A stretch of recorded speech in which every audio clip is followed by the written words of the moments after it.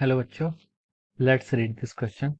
So this question says two particles A and B are moving on two concentric circle of radii r1 and r2 with equal angular speed omega. At time t is equal to 0, the position and direction of motions are as shown in the figure. ठीक है, हमारे पास दो particles है A और B, वो आपके to concentric circle radius r1 और r2 यहाँ पर गिवन है। कोसेंट्रिक मतलब उनका कॉमन सेंटर होना चाहिए। ठीक है, उनकी एंगुलर स्पीड गिवन है आपको विद एंगुलर स्पीड ओमेगा। ठीक है, ओमेगा उनकी दोनों की एंगुलर स्पीड ओमेगा है। And time T is equal to zero, their position and direction of motion are shown. T is equal to zero पर उनकी पोजीशन और हमें डायरेक्शन ऑफ मोशन शोन की गई है। तो हमसे पूछेगा कि उसका रिलेटिव वेलोसिटी फाइंड आउट करने हैं at time T is equal to 5/2 omega पर। ठीक है, तो देखिए बच्चों, अब हम इस क्वेश्चन को स्टार्ट करते हैं। तो देखिए बच्चों, इस क्वेश्चन का जो आपका की कॉन्सेप्ट है, इस क्वेश्चन का जो आपका की कॉन्सेप्ट है, ये क्वेश्चन देखिए आपका सर्कुलर मोशन पर प्योरली बेस्ड है। This question is based upon our circular motion और हमें उसके बाद यहाँ पर रिलेटिव वेलोसिटी फाइंड आउट करनी है। ठीक है, तो इसका की कॉन्सेप्ट हम क्या लिख सकते हैं, सर्कुलर मोशन। ठीक है, circular motion is the key concept of this problem. ठीक है, सर्कुलर मोशन के प्रिंसिपल को यूज करके हम इस क्वेश्चन को क्या करेंगे, सॉल्व करेंगे। तो देखिए बच्चों, इस फिगर को मैं ड्रॉ करने की कोशिश करता हूँ। ठीक है, ये आपका क्या है, एक सर्किल है जिस पर आपका ए पार्टिकल मूव कर रहा है, और ये आपका मान लीजिए दूसरा सर्कुलर पाथ है जिस पर आपका बी मूव कर रहा है। ठीक है, एग्जैक्ट सर्कुलर तो यहाँ पर नहीं लग रहा है, बट जैसा भी है। ठीक है, ये आपका क्या, देखिए यहाँ पर आपका ए पार्टिकल है, ए पार्टिकल आपका ऐसे मूव कर रहा है। ठीक है, this is our motion, direction of motion of A particle. और आपका जो बी पार्टिकल है उसके डायरेक्शन ऑफ मोशन इस डायरेक्शन में है, दिस इज कॉल्ड बी। ठीक है, ये आपका क्या हो जाएगा, इस तरीके से हम ऐसे लिख सकते हैं इसे। ठीक है, और हमें इसमें रेडियाई गिवन है, ये रेडियाई आपकी देखिए R1 गिवन है इनर सर्कल की, और आउटर सर्कल की रेडियाई आपको R2 गिवन है। ठीक है, R1 R2 हमें उसकी रेडियाई गिवन है, उनकी इनिशियल डायरेक्शन गिवन है। ये डायरेक्शन को उसने एक्स एक्सिस बोला है, और उसके जो परपेंडिकुलर डायरेक्शन है इस डायरेक्शन को उसने क्या बोला, आपका वाई एक्सिस बोला है। ठीक है, अब देखिए, अब हम इस क्वेश्चन को आगे स्टार्ट करते हैं। ठीक है, उसने हमें देखिए ओमेगा इसकी एंगुलर वेलोसिटी बोला है, दोनों की एंगुलर वेलोसिटी क्या है, ओमेगा गिवन है, और डायरेक्शन ऑफ मोशन और पोजीशन हमें T is equal to zero पर गिवन है। उसने हमसे बोला है कि रिलेटिव वेलोसिटी बतानी है at time T is equal to pi by omega. ठीक है, T is equal to pi by omega पर हमें क्या फाइंड आउट करना है, इसकी relative velocity. T is equal to pi by two omega पर हमें इसकी रिलेटिव वेलोसिटी फाइंड आउट करना है। ठीक है, अब देखिए सर्कुलर मोशन, सबसे पहले इसका जो की कॉन्सेप्ट है, सर्कुलर मोशन होता है क्या है। सर्कुलर मोशन होता है कि अगर आपका कोई बॉडी मूव करती है किसी सर्कुलर पाथ के अलाउंग, जो आपकी बॉडी की ट्रेजेक्टरी है वो कि आपकी सर्कुलर होती है, तो हम उस मोशन को क्या कहते हैं, उस टाइप के मोशन को सर्कुलर मोशन कहते हैं। ये आपका एक प्लेनर मोशन होता है या फिर टू डायमेंशनल मोशन होता है। ठीक है, ये आपका क्या होगा, सर्कुलर मोशन हो गया। ठीक है, this is the definition of our circular motion. अब इस क्वेश्चन को वर्ड बाय वर्ड हम आगे स्टार्ट करते हैं। ठीक है, क्वेश्चन में हमें पूछा गया कि time T is equal to pi by two omega पर हमें बताना है कि उसकी रिलेटिव वेलोसिटी। ठीक है, तो मतलब हमें ये पता करना है कि T is equal to pi by two omega पर इनकी पोजीशन कहाँ होंगी, ए पार्टिकल और बी पार्टिकल कहाँ कहाँ पर होंगे। ठीक है, देखिए क्वेश्चन में हमें उसकी एंगुलर स्पीड बोली दी गई है, equal angular velocity omega. Angular speed का मतलब क्या होता है, एंगुलर स्पीड का मतलब होता है आपका टू पाई बाय टी।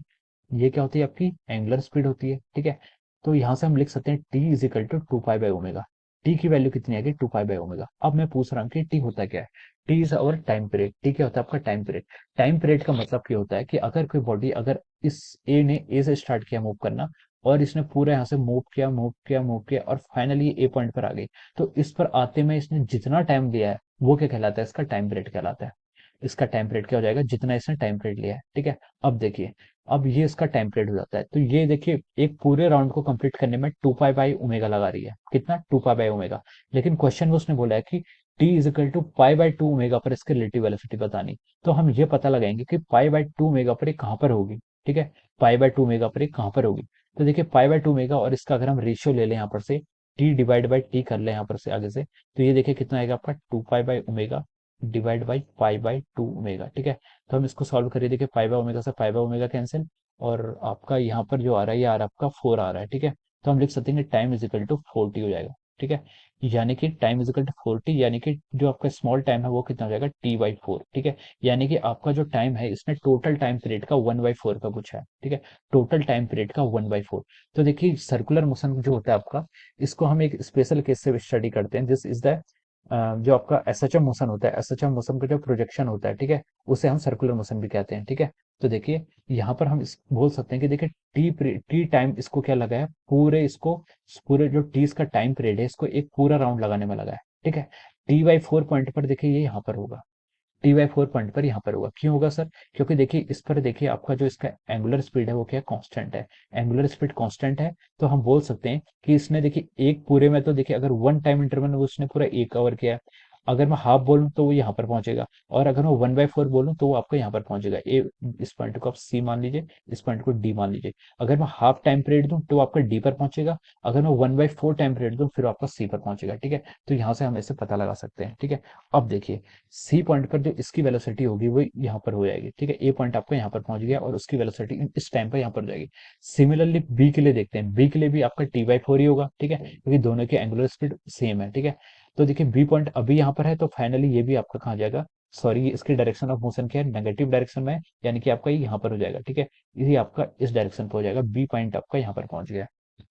ठीक है, अब हमसे पूछा है कि रिलेटिव वेलोसिटी बतानी। ठीक है, और रिलेटिव वेलोसिटी अब यहाँ पर हम फाइंड आउट करते हैं। तो देखिए हमें पता है कि v इजिकल टू क्या होता है, आपका आर ओमेगा होता है। v is equal to R omega, this is the relation between the linear speed and angular speed. ठीक है, तो देखिए वी ए फाइंड आउट कर रहा हूँ, मतलब मैं वेलोसिटी ऑफ ए की फाइंड आउट कर रहा हूँ वेलोसिटी। वी ए कितना हो जाएगा देखिए आपका, ये आपका देखिए वी ए की वैल्यू कितनी हो जाएगी, आर ओमेगा। आर कितना है इसका, R1 ओमेगा दोनों के कांस्टेंट है। ठीक है, तो देखिए इसकी डायरेक्शन किस डायरेक्शन में आ रही है, डायरेक्शन इसकी लेफ्ट डायरेक्शन में आ रही है, यानी कि इसको हम माइनस आई कैप लिख सकते हैं। ठीक है, एक्स कैप के अपोजिट है, तो माइनस आई कैप हो गया। सिमिलरली बी के लिए फाइंड आउट कीजिए वेलोसिटी ऑफ बी। बी की वेलोसिटी कितनी आ रही है, बी की वेलोसिटी आएगी आपकी R2 ओमेगा, उसकी रेडियस कितनी है, R2 ओमेगा। ठीक है, इसकी डायरेक्शन क्या है, इसकी डायरेक्शन भी आपकी माइनस आई कैप के अलॉन्ग आ रही है। ठीक है, तो ये आपका वी ए आ गया, ये आपका वी बी आ गया। अब उसने हमसे पूछा था कि relative velocity V A minus V B. अब हमें पता है कि relative velocity V A B को हम कैसे लिख सकते हैं, V A vector minus of our V B vector, हम इसको ऐसे डिफाइन करते हैं। अब यहाँ से इसको सब्ट्रैक्ट करेंगे तो आएगा आपका देखिए R1 ओमेगा, ठीक है, minus I cap minus of our R2 omega minus I cap. ठीक है, हम इसको ऐसे लिख सकते हैं। अब मैं इसको देखिए यहाँ से आपका आ जाएगा देखिए, अब मैं आई, चलिए अभी मैं इसको सीधे ऐसे सॉल्व करता हूँ। R1 omega minus I cap, इसको हम प्लस कर लेंगे तो कितना हो जाएगा, R2 ओमेगा आई कैप। ठीक है, ये आपका आई कैप हो गया।